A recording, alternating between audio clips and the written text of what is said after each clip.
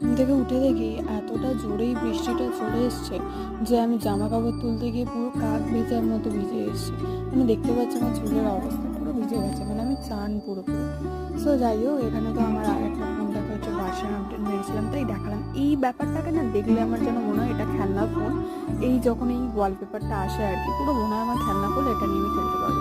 তো যাই হোক, বৃষ্টিমাটায় নিয়েও পাশের জমি থেকে হচ্ছে আমি গাছ চুরি করে এনেছি। সেটা হচ্ছে এই সিঙ্গেনিয়ামটা আই গেস এটা হোয়াইট সিঙ্গেনিয়াম মনে হলো কাইন্ড অফ। আর একটা ফান গাছ স্টিল নাও এখনো বৃষ্টি পড়ছে, অ্যান্ড রবিবারের দুপুরের বৃষ্টিতে সঙ্গে চিকেন না খেলে ভগবান পাপ দেবে আর কি। সো এখানে চিকেন রান্না করলো।